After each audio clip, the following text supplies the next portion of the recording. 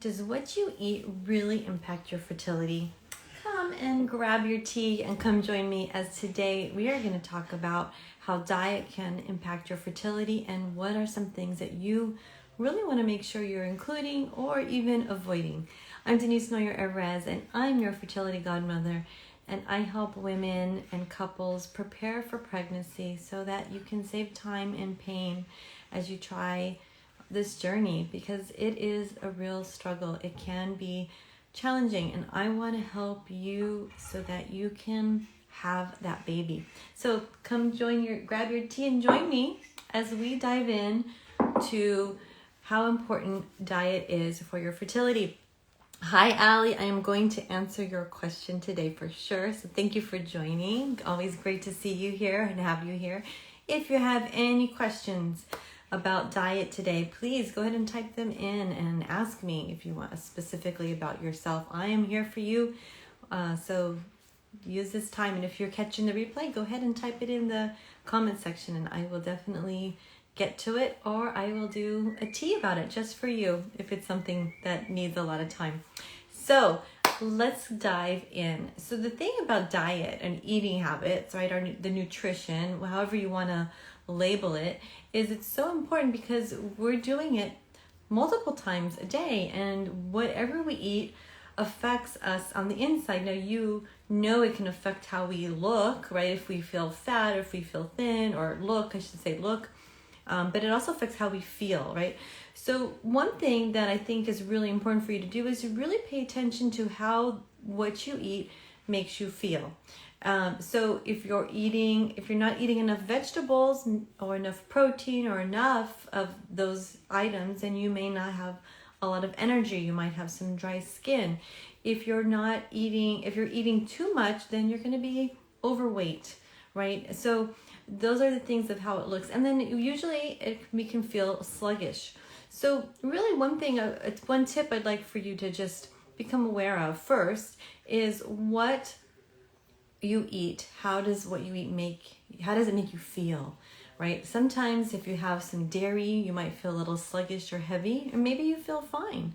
So that's the most important thing, because when it comes to fertility diet, really you want to make sure that you feel good and that you are getting your body as healthy as possible. It's really just for like long-term health, long-term wellness, right? We want to live a healthy, vibrant life. Then there's a way to do that. There's things that we need to do in order to make sure that we're living a healthy, vibrant life. And it's the same thing with the fertility, to make sure that you're getting the nutrients that you need so that you have balanced hormones and you have enough energy to give that baby to implant and to grow. It takes a lot of energy, and it takes a lot of blood, which is something that may sound a little bit gross, but if you think about it, it's true, right? We need a lot of energy, a lot to nourish a baby. So we want to make sure that we have plenty of that before we get pregnant, so we have less problems later on down the road. So one of the things I'm a big proponent of is high quality proteins and high quality fats and a lot of vegetables. If I was going to pick three things, that would be it. And I like to sneak a fourth one in, a lot of fiber. And there's reasons for all of them, which I will talk a little bit about today. But one of the questions I had was about red meat. And red meat is so important. And if you don't like it, we can try to find some other ways for you to get it in. Or if you're a vegetarian, I always recommend, maybe there's a supplement that you can take. There is like beef liver supplements you can take.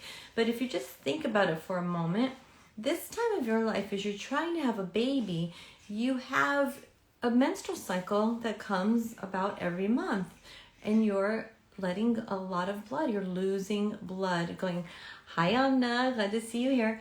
You're losing a lot of blood every month, and you have to rebuild it. It makes sense. If you drink from a glass of water and you're thirsty, you're going to have to pour more water in to fill it back up. It just makes sense. So the most effective way to really build your body and the nutrients that we need in meat are not in any place else. So if you are a vegetarian or you don't like meat, it's really important that you supplement so you get the right nutrition. You get the B complex vitamins. which I see a lot of vegetarians forget that they need to take a B complex. Right? You want to make sure that your prenatal has choline in it, because those are things that you get from meat that you can't get, and you have to make sure that you're supplementing it in. Also the iron, right, to help build blood. So red meat in itself, whether it's lamb or pork, or I have my favorites, but I don't want to put that on, or whatever it may be, is something that's really important in helping build the body so that you have enough blood, enough nourishment, enough of those macronutrients, enough vitamins, so that you can not only have a healthy body, but to nourish your baby. So if you don't like meat, so the question I had was, I don't eat red meat, I don't like it, is there something I can substitute with? So usually I like to start off with bone broth. Like maybe you can do, if you don't like red meat, maybe you can do bone broth from, pasture-raised chickens, or do some lamb bone broth, or grass-fed beef. You want to get clean bone broth. It's important because everything comes through, all the hormones and chemicals, they're going to travel through our bloodstream. They're going to go into that marrow. Oh, excuse me.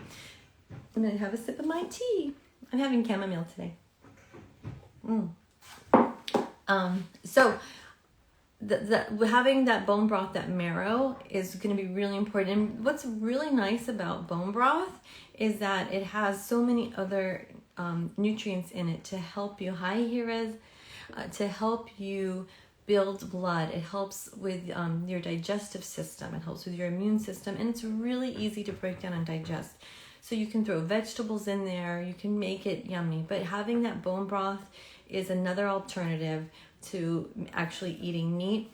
I still think you need to do both optimally, but maybe that's not going to be the best for you. So bone broth is an alternative for you. The other thing is, again, supplements. But I do believe me, I know most of you are on a ton of supplements, and if not, you're probably going to be at some point.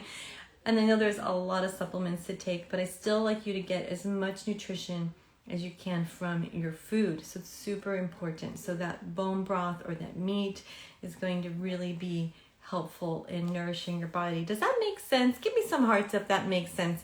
Even if you're not a fan of meat, the idea of it has to make sense. It's like a building block. And then also just make sure, if you just can't get yourself to eat the meat, you have to find another way to make sure that you're getting the right nutrition, the right supplements, so that you are balancing your body and giving your body what you need so you can nourish your baby.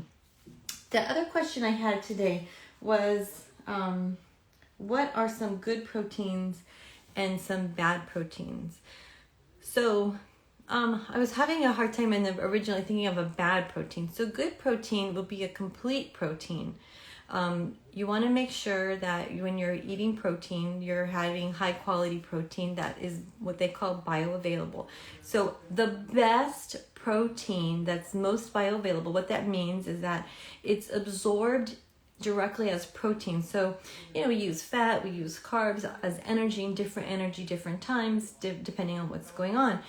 But protein can convert into carbohydrate or converted to protein. And why is protein so important? Because protein helps your body grow and repair. So important, right? You want to grow a baby, you want to build a uterine lining, you have any damage, cell tissue damage, you need that protein to help grow and repair. So the best protein that's the most bioavailable is egg white protein, believe it or not, 100% bioavailable. So that's a great thing for you. So the thing is, I'm going to jump over here. Sorry, it's how my brain works, so I hope you're following me. A lot of people want to avoid the egg yolk, but the yolk is what has all the nutrients in it that you need. So the egg white is the protein, and it's awesome, but the yolk has the nutrition, so you really want to have the whole egg at least most of the time. And eggs don't add to cholesterol. So a lot of people are worried about cholesterol with eggs, and most people, if you have a super, super high cholesterol, maybe you want to try to limit your fats in general, but that's a whole nother discussion. But in general, we need cholesterol. It helps us create our hormones. So it's so important for you to have an optimal amount of cholesterol. You definitely don't want it too high, and you definitely don't want it super low, which tends to be how the medical doctors want it super low, because they're so worried about your heart. But really we need those for just normal function. Do you know what I'm talking about? Does that make sense? So that would be the best source of protein. And then I already talked about red meat. So meat is a source of protein. Anything that has an animal is protein, and it's the strongest source of protein that you can get. Now, you can get protein from vegetables, but you have to combine. So protein is like made up of amino acids. And what happens with vegetarians is there's usually one amino acid missing. So if you have lots of beans and lentils, you want to make sure that you're combining it with a rice so that you complete the protein and then you get it. Now, it's not the best source of protein, but it is protein, and it also has some other great nutritional value in them, right? It has the fiber, it does have iron. Beans have a lot of iron in them. But if you're looking just specifically for protein, you have to combine the beans and the rice, or the beans in a tortilla, or lentils, or whatever it may be, so that it's complete. So when you do like a pea protein powder supplement, then what they do is they make sure that they combine all the amino acids in there. Does that make sense? Could I ask something like Vital Protein? Oh, I like Vital Protein. I really like Vital Protein. I like their collagen protein. So yes, maybe I think that the collagen is a really great source of protein. So that's something that you can consider for protein. I like it. Be careful with the protein supplements. Again, I like you to eat. Now, I do a protein shake, honestly, every morning. I like it because I like to put my vegetables in there, and I like to get my fruit, and I put a really high quality of protein in there.